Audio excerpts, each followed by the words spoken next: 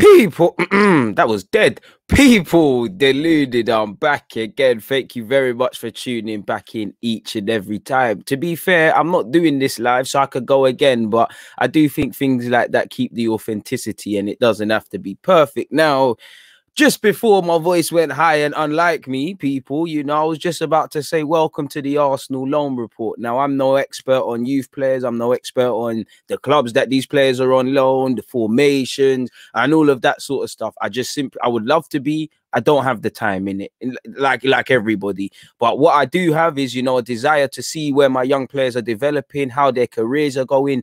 And for those that are going to return to Arsenal and potentially do first team stuff and things like that, I want to see the player we're getting, because I don't know about anyone else, but I'm not a fan of false images. Not to make this about Reiss Nelson, but it's like, if you was watching Reiss Nelson at Hoffenheim, the following season he came back to Arsenal, you can't really be surprised that he didn't hit any of these projected heights. You would have thought he would have, not they're saying a criticism of him, this is the perception, because if I didn't look at myself and I focused on these 30-second clips that come out over him, I would think he's going to be Ronaldo coming back from Germany. But instead, he did have a positive campaign, but there's building blocks, and I like to see that. And the Saliba didn't play, I think it's his birthday today or yesterday, so happy birthday / belated to Saliba. Sadly, I think he's contracted COVID, so he's not been involved.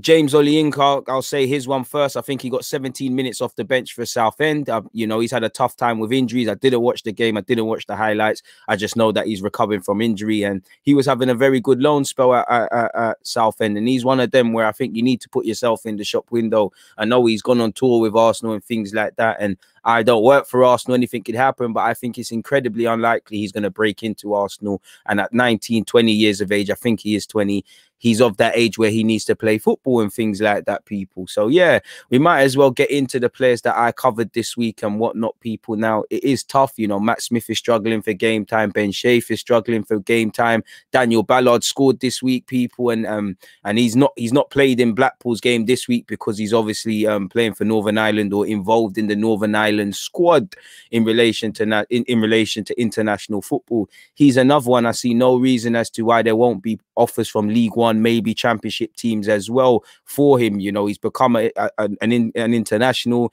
He's playing on a regular basis. He's keeping quite a few clean sheets at Blackpool, and he ain't really cracking into the first team at Arsenal. Now, anything can happen, but as you lot know, there's a lot of speculation with the centre halves already on the books, much less the people around his age group. So if you're of that 20 sort of age, for me, the Ollienkas, the Ballard, Ollienko, McGuinness, who I didn't think played, Matt Smith, all of these sort of players, for me, of course, you want to make it at Arsenal, but you need to start thinking beyond it and the shop window, because you're of that age now where you're still young, but you don't want to be them guys that 1 minute they're at Arsenal, then they go on loan, they come back, then they're at a completely different club, different philosophy, and all of these sort of things, where there's no wrong with that. You're learning and football experiences and all of those sort of things. But I do believe at some point you have to set some roots down, like nail down certain stuff, and get your head down for a year, 2 years, 3 years at a club, and then you could anything else. And there's many examples of people doing such. Away from that, though, let's get into it. Enough rambling, people. Please make sure you're hitting the like button and subscribed if you haven't. I will say this as well. This is one of my favorite bit of contents to do, this and the youth players, because it might not be the most viewed, but it's lovely to see you lot comment, and you lot got the same infectious sort of nature for youth talent and whatnot like myself. So I appreciate everybody who's listening at this moment in time. Now, forgive me for any spelling mistakes. This is done in real time. Like if I'm watching Bayern Munich, is there. Now, as you lot saw, Mavropanos, again, forgive me for the spelling mistake. Hopefully, are they going to let me off there? No, you're not. I don't know who Mitropanos is.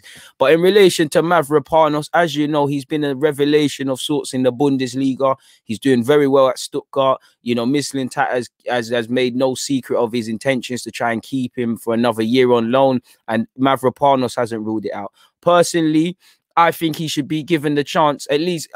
If you ask my honest opinions, I don't think he's ready consistently for first team football at Arsenal. But I do think, and I have to say it again, I think Arteta he deserves the chance based on what he's doing to at least, my opinion is not fact, to at least try and show Arteta something, in the same way Holding apparently was leaving and he showed something to Arteta. I think he at least deserves the right to have a little pre-season and things like that. I think he's earned that really, because he's staying fit. You know, he's one of his major strengths is his aerial domination and his aerial ability. Like, he showed it against Bayern Munich. They lost to a 10-man Bayern Munich 4-0, but, you know, primarily this season he's been doing his thing.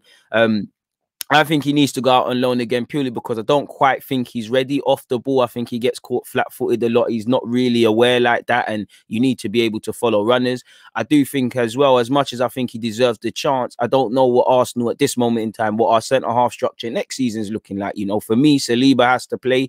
You know, I'd argue Mavropanos is getting more headlines based on how he's playing, but Saliba has to play. You've still got Marie. There's talk of another centre-half. Louise, apparently new deal. Chambers, we don't know what's happening there. He's at least contracted for another year. And I've previously mentioned Holding. So there's for anything from 3 to 6 centre-halves on the books, depending on how you look at it. And assuming that Arteta isn't bringing in another one, you've heard rumours. So he needs first-team football, consistent first-team football. Along with injuries, that was something he was starved of, you know. And I think he would obviously get that at Stuttgart or elsewhere, people, because obviously I do think people forget, yeah, you know, you need to, sometimes, you know, there was a lot of times where Mavropanos weren't playing and we saying, why isn't he playing? But sometimes you see why a manager is reluctant or they're not ready. You know, he had a great game against United. For me, he made that crucial foul against Crystal Palace a couple of years ago at home. You know, I'm sure he was sent off against Leicester. I remember he had a very shaky game, Watford away. So, you know, minutes are going to breed currency, and that's what he's been doing. He must be into double figures for appearances, and he must have made about 20 odd. He's getting confidence. He's an important member of the team. You know, he's played in a back 2, he's played in a back 3. You know, he's done a lot there.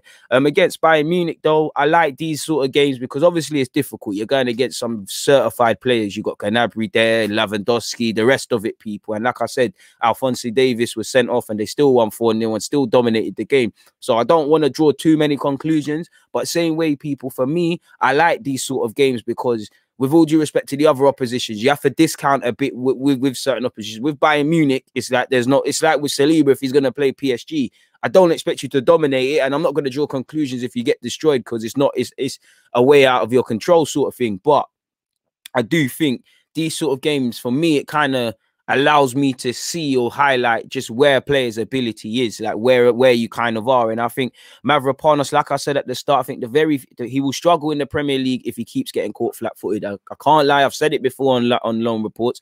I think he gets caught flat-footed a bit. I think he doesn't necessarily always smell danger. And as a defender, you've always got to be proactive and less reactive. And I think against Bayern Munich, none of the goals were directly his fault. Like I said, the whole team weren't clearing their lines and things. But there was times I was thinking, just because I've got my Mavropanos hat on, you know, it's sad to see Juan Matuka's injured, a player I like. And I like a bunch of players at Stuttgart. But I'm only there to watch Mavropanos, so I'm focusing on what he's doing in these actions. And while I don't feel any of these goals were necessarily his fault, there was a bit like when I talk about Saliba, there's moments you could have done better. He got 90 minutes under the tank, and again, it's a big game, which again, there's stuff to learn from. You know, these are the big things you need to learn from these games. I did think in the 16th minute he made a big header to get rid of a corner. I did think his teammates let him down for one of the goals as well, people, because they didn't clear their lines properly. They allowed, and I think this actually came from Mavropanos clearing the ball. They didn't. There's follow-ups. They didn't clear their lines properly. You know, they didn't get tight enough to Gnabry. I felt nobody was aware of the runners, and you know, you have to be aware of where Lewandowski is, and that generally young Stuttgart side, they're going to learn them lessons. But I did feel he was a bit hard done by. The second goal, I think the whole team were out of position, people, him included. I did think, like I said, I've only got my Mavropanos hat on. I don't really care what the other players are doing, because Mavropanos is Arsenal's property and he's Arsenal's player. He's the only one I have interest for. I did think, not just him, but I didn't think he saw Sané's run. I think Sané's onside. I think if he reads Sané's run, Sané doesn't get time to control that and finish that, maybe presents a goal there. And I think him and a couple of teammates are playing all these Bayern Munich guys onside. And a theme of that, obviously, if you lose 4-0, you're not defending properly. You're not clearing your lines and stuff like that. So I did think for Gnabry's goal, he could have potentially done a bit better. Again, you do have to read moments because, again, for 3-0, again, wouldn't say it's his fault, but Lewandowski gets in between him and his teammate. Again, you need to be aware of your shoulders. And to be fair, people within Arsenal's current first team are doing that. You know, looking at it, you know, and then again, not to blame him, but I do think he could have closed down the space closer for 4-0. But once again, these are a poor catalogue of mistakes that the whole team is making. And again, you do this against Bayern Munich, you're effing about. Generally, him and Stuttgart having a great season. It's Bayern Munich, in it happens, but is what it is. I do think he is, you know, like I said, you have to be proactive and less reactive. The whole team was reactive, but specific to Mavropanos, very reactive at times. And it was highlighted against Bayern Munich. And he's still young, still needs to develop again. But games like this, if anyone gets excited, this is their true level. And for me, he's still one of the players of the lone bunch. He's still having a great campaign. You know, he weren't like he was terrible. The whole team got smoked. But like I said, I'm just focusing on Mavropanos. So everything I'm saying, just take it in regards to the player, because I don't care about the others. I care about the Arsenal done. But like I said, he's staying fit, he's playing games, he got 90 minutes. The more you do that, the more you get consistent, the better you become, the more proactive you become, the better centre half you be. And whether you can make it at Arsenal or make this club a profit, we need to see something. Again, I can't spell Leverkusen, apologies, but Guendouzi, now he returned to the starting lineup. He's been starved of minutes, and at the start of his Hertha Berlin career, you know, it was amazing for him, and he somewhat had a wobble with the new manager and things like that. And it was a good game, you know. Even Cunha, a player who I'd like Arsenal to have a look at, scored. Guendouzi had a great game. It seemed like the penny dropped for him, as they all did, man. They won 3 or so nil. You know, as they all did in that. What I liked about Guendouzi, I don't know if it's because he hasn't played, because he wants to impress his manager, whatever reason, I was seeing him involved at both ends of the football field, people, and that is something I liked. I see him a lot defensively. Like, he got an assist, technically weren't the greatest of assists. It's one of the, it was a scramble in the box. He's got something on it, and he's played it to Cordoba, who I haven't spelt correctly, who's eventually pull it in the back of the net. But to be fair, Guendouzi and him were keeping it alive. I did think he was very box to box. He was there defensively and everything they had to do. He was getting forward. You know, his build-up play was there. He offered himself around. He had some good passing. He was part of an all-round good team display. So to get an assist, to get 90 minutes, to have a good performance, I feel, in both ends, you know, it's a good result. And, you know, Guendouzi under this new manager has had to be very patient. I think a lot of people have drawn conclusions when it was all working out at Hertha Berlin. Oh, why did Arteta sell him? Now you hear a new manager not playing him and attitudes and stuff like that. Allegedly, oh, this is why. So, yeah, he's learned a lot and things like that. And I know he hasn't ruled out returning to Arsenal. I know he's with the France's under-21s and stuff like that, and he'll have a year left on his deal.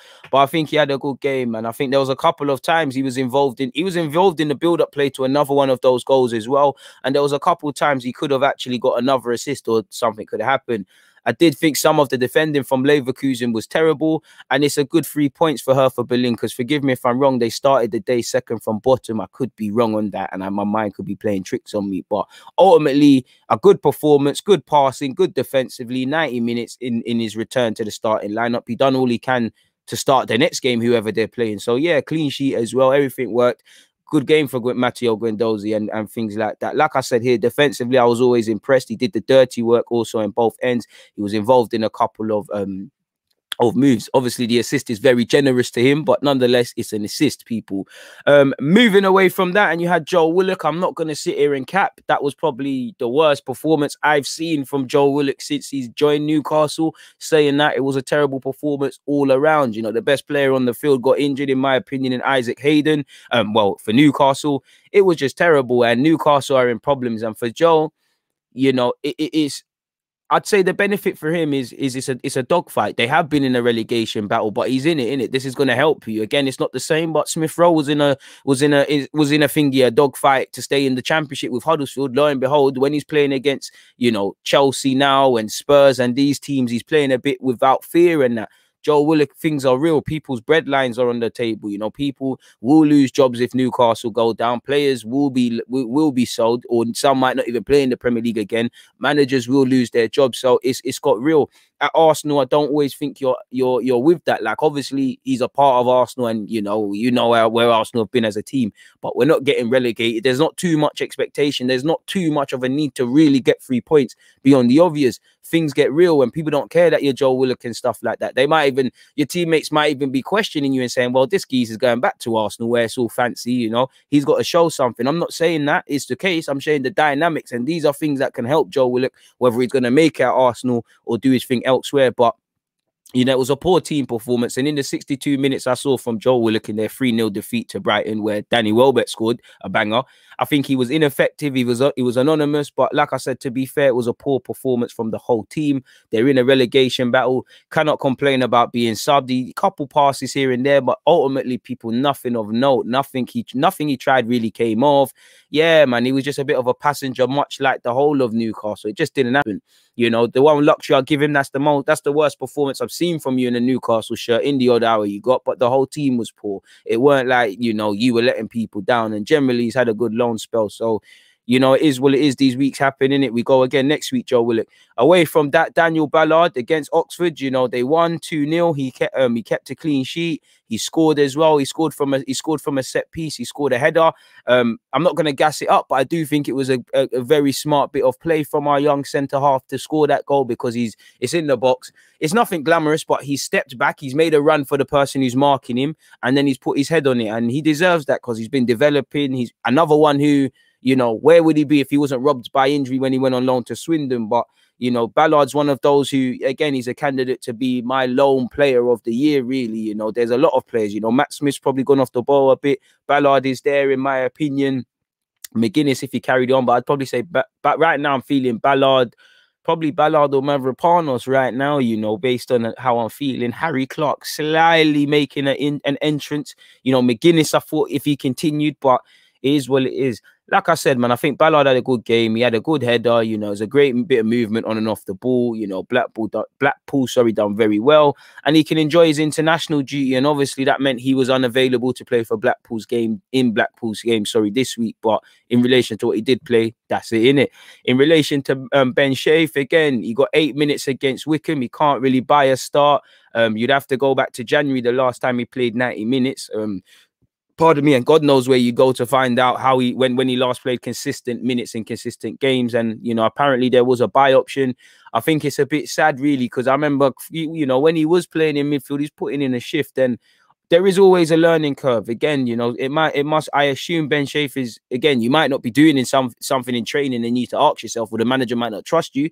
But if you're doing all you can and you're not playing, then I think you've got to learn that, because right now you're in your early 20s, you could be 27 years of age, and a manager just doesn't think you're a tactical fit, and you have to keep your professional levels up, and you have to keep strong mentally. It's difficult. We've all played Sunday League. For me, on a Sunday, if I found out I weren't playing and I came off the bench, it felt like I didn't play. I felt sick. So God knows what professional footballers feel.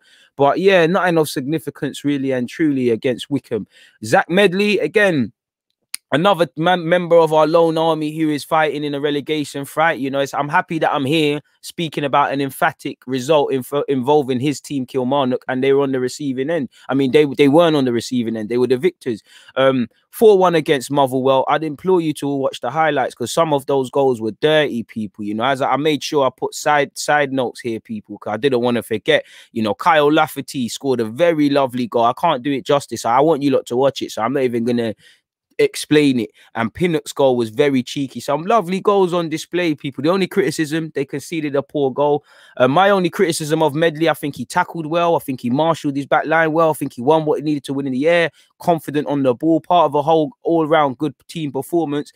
But I do see the same problem in his game that I see in Mavropanos, in that more so Medley. And when you look at a lot of the goals that I've seen Gillingham concede or Kilmarnock, sometimes he's caught flat-footed. Not all the time he's looking over his shoulder. Sometimes he's tucking in too much or not covering enough or over-covering. These are things that obviously can be polished out of your game, and they're not major things, but they're things I have to mention. But other than that, Medley had a decent game. Like I said, the goal they conceded is a bit like Mavropanos in that I'm not looking at the other players because I don't care about them. I don't think Medley is directly at fault, but I feel the whole team was a shambles. But I do think he could have read the situation a bit better as well. That being said, like I said, it was a very disorganized moment of play from his team, and it was a shambles, and even the keeper's spilling it. It was comedy to a degree.